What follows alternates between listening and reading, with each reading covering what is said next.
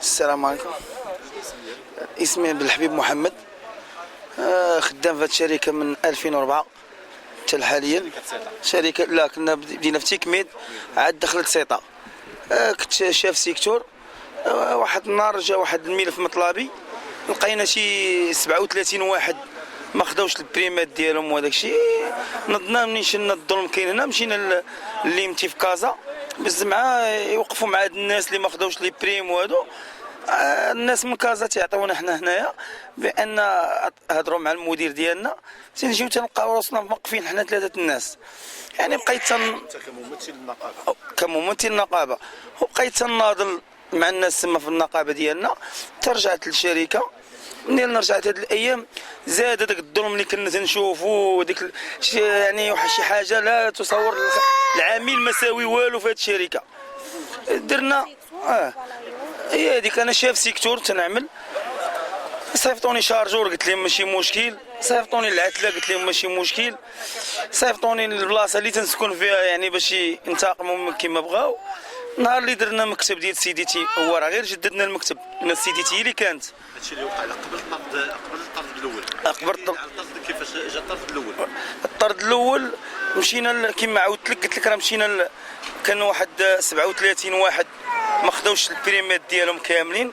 منين جمعنا دوك الناس، جمعنا شي 64 ديال لاكارت اللي ما خداوش كاع دوك لي بريم. مشينا لكازا عند الناس ديال ليمتي.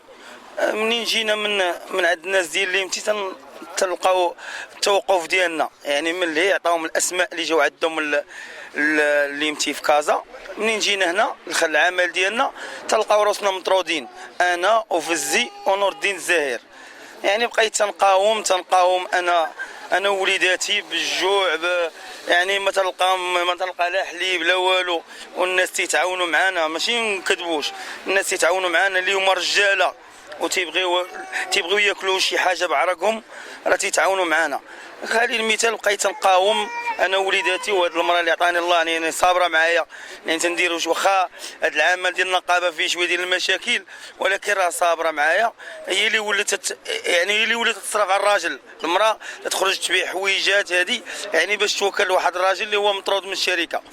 نهار اللي رجعت للخدمه صيفطوني، خدمت واحد 6 شهور بالليل، خدام عادي يعني محترم. نهار اللي غنفكروا حنا والاخوان منين شلنا المشاكل كاينه والضغط علينا وشي حاجه اللي ما عمركم شفتوها كاينه في هذه الشركه هذه.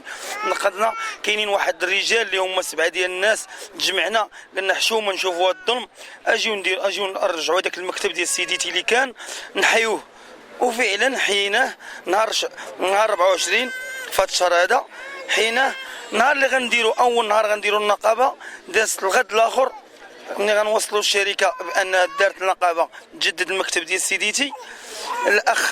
الاخ المهدي تيعطيو 8 ايام ميزابي، من وراء الاخ مهدي عبد الله عابقي تيعطيو 3 ايام ميزابي، من وراه بالحبيب عبد ربيه توقيف. هادو كلهم اعضاء ديال سيديتي. انا من وراهم تنجي للشركه تلقى عون قضائي. منين تلقى عون قضائي ما فهمت والو، يعني ما شفار ما قتال ما تندير شي حاجه خايبه. انا هاد الشركه اللي جينا نتحاسبوا معها، واحد مسات 6 شهور ديال الحبس وحصلوه بشي حاجه اللي هي في القانون، وضرب 6 شهور ديال الحبس وهو مرسم. يعني الناس اللي تيخافوا منهم تيرجعوهم، والناس اللي تيناضلوا على قبل هاد عباد الله يعني عزة النفس. حنا ما بغينا والو، راه درنا النقابه على عزة النفس ديالنا، بغينا نخدموا مرتاحين ونخدموا شي حاجه اللي هي تجي للشركه تجي فرحان باش تخدم، ماشي تجي انت خايف. ولينا خايفين بحال خدامين ما عرفناش واش العبوديه غترجع ثاني، حيت العبوديه كانت بكري كانت تخاف. ولكن دابا الحمد لله سيدنا عطانا سواسيه، عطانا كل شيء اللي يعني هنا سمعنا من سيدنا، ما سمعناش من شي واحد اخر تيقول لك النقابه حق مشروع. احنا درنا نقابه صدقنا موقفين، وانا موقف. انا عندي 4 الوليدات، خليني ندوي. عندي 4 الوليدات والسيروجي سينا لي على شيك ديال 8 المليون هزيتو كريدي باش بغيت نكمل واحد الشقه. تلقى الرفض ديال تلقى راسي جيب لي عون قضائي. وانا تتشوف انا وليداتي راه هنا فين تنعسوا، هنا فين تنريحوا. انا ما غنتفاكش على حقيتي بهذا القانون. سنه وانت خدام معاهم؟ خدام من 2004 حتى 2015. هاد الناس راه ما فهمنا والو، لا بغا يجروا على الخدامه. غير حاجه وحده اللي جبتي معايا الموضوع، علاش بالضبط السيديتي اللي في هاد الشركه تطرد؟ كاينين 9 الناس دابا اللي مطرودين، ما عرفناش.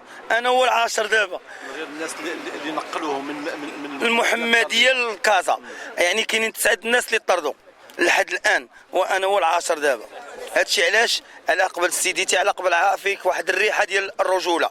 تقول رئيس المجلس البلدي؟ رئيس المجلس البلدي ما شفتوش، الناس هما مدعميني. توصل نوصل ليه، راه خاصو يشوف، يلتفت بهاد الوليدات عندي. هو ما دارش شي حاجه. جاو عندي الاخوان ديالو قالوا لي خاصك تمشي عنده. واش هو اللي خاص يجي عندي ولا انا اللي خاصني نمشي عنده؟ انا اللي معذب. انا وليداتي تيجيو عندي ديال الرئيس وتيقولوا لي سير عنده الدار البيضاء، ركب هز وليداتك كري طوموبيل. يطلبوا سير طلبوا. لا ما نطلبوش، لا ما نطلبوش. علاش نطلبوا؟ كاين عندنا ملكنا، راه عندنا ملكنا. عاش الملك، عندنا سيدنا، ما تنخافوا من حتى واحد. غنبقى انا ساكن هنا تيبان الحق، غنبقى ساكنين هنا تيبان الحق، ما غنمشيو حتى البلاصه. رساله العميل خاصو يشوف حق هاد الناس. ان راه حنا درنا نقابه قانونيا، درنا نقابه قانونيا، وهاد الناس تيتهجموا علينا.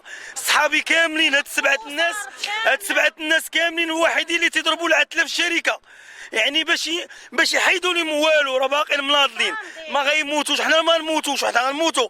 عاش الملك، عاش محمد السادس، عاش محمد السادس. عاش الملك، عاش الملك.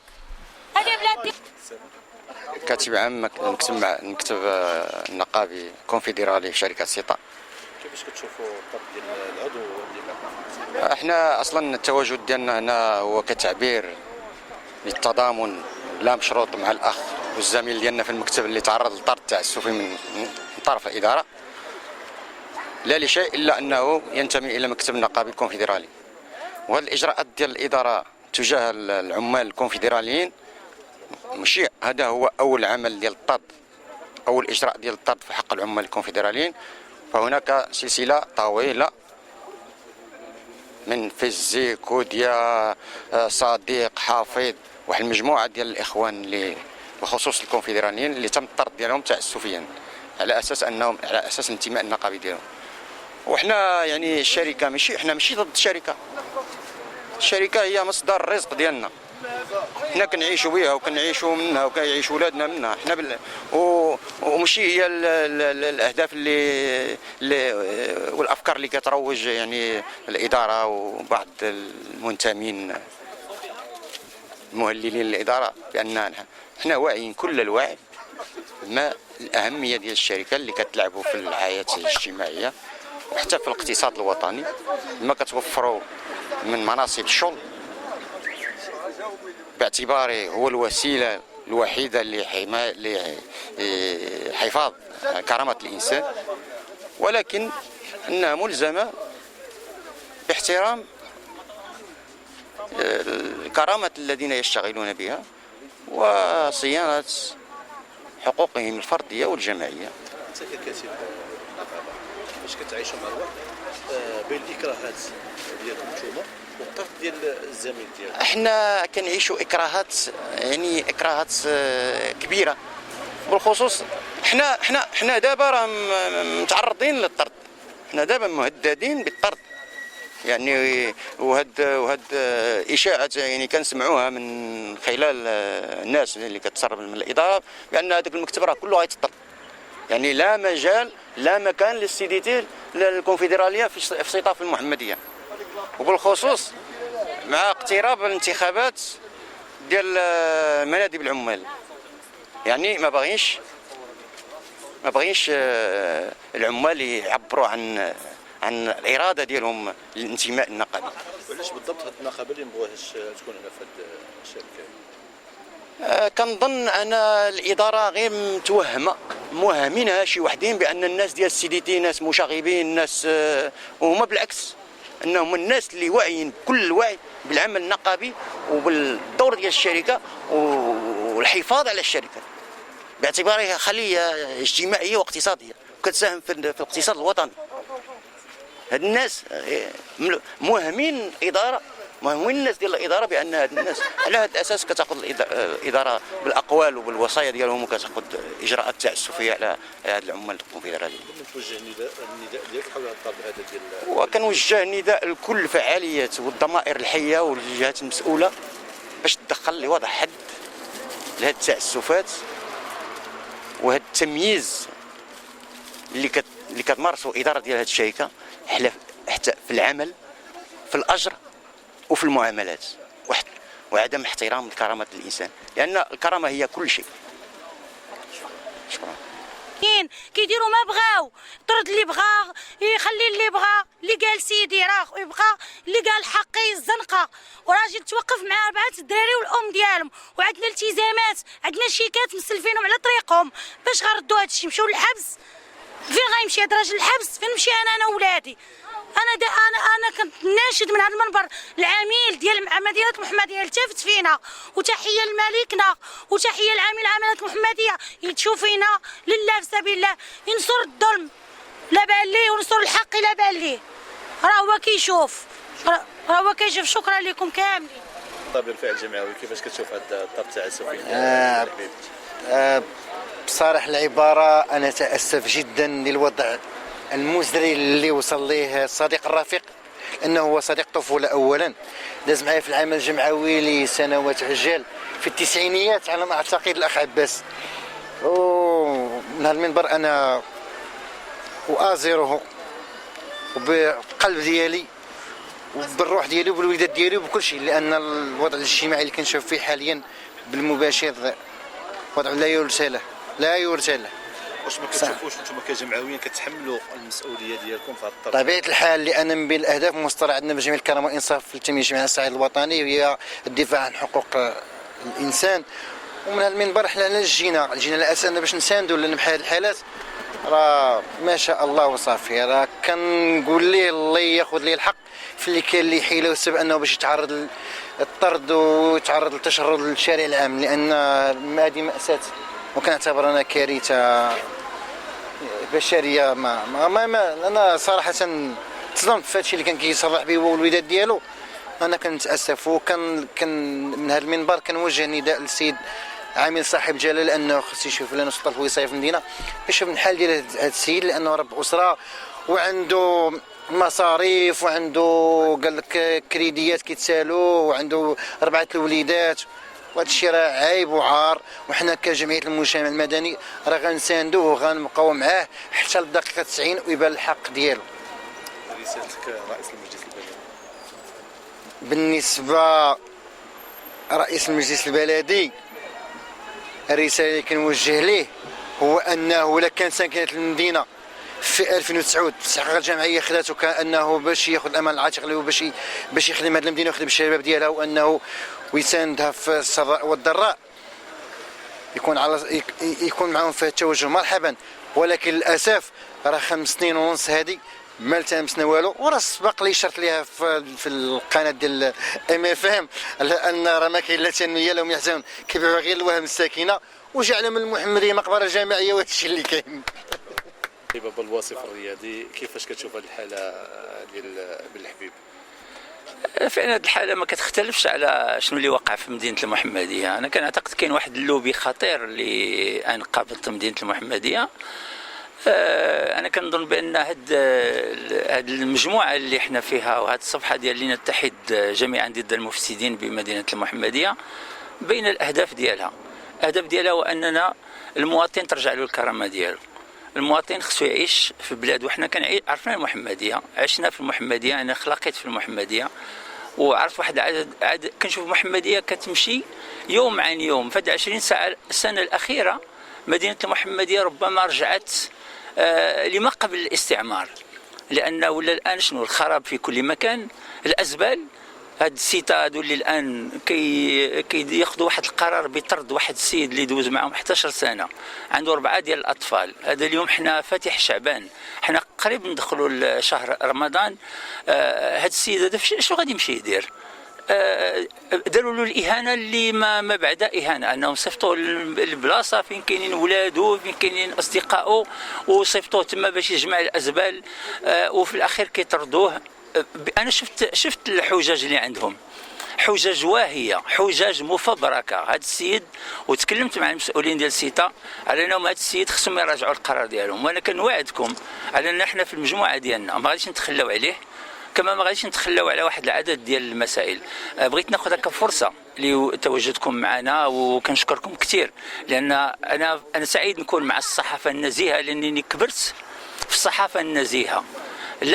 لن اتحدث ابدا مع اي مرتزق من الصحافه ديال الارتزاق ابدا، لان المجموعه ديالنا تحارب حتى هذيك الصحافه ديال الارتزاق، هذيك الصحافه اللي كتعطي واحد الوجه اخر غير الوجه الحقيقي اللي كتعيش مدينه المحمديه.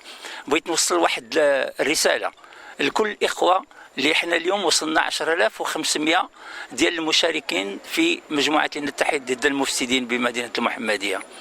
بغيت نقول لهم على ان المسؤولين ديال مدينه المحمديه والمسؤولين حتى على المستوى الوطني كيتبعوا هذه صفحه اللي معروف عليها انها صفحه كتميز بالاخلاق، صفحه اللي كتناول المشاكل ديال مدينه المحمديه. انا بغيت كل مواطن من مدينه المحمديه يكون صحفي. بغينا حنا ندشنوا لواحد العهد الجديد ديال صحافه القرب، صحافه اللي غادي تفضح اشنو واقع في الحي، اشنو واقع في الدرب، اشنو واقع في الناحيه ديال ذاك الانسان.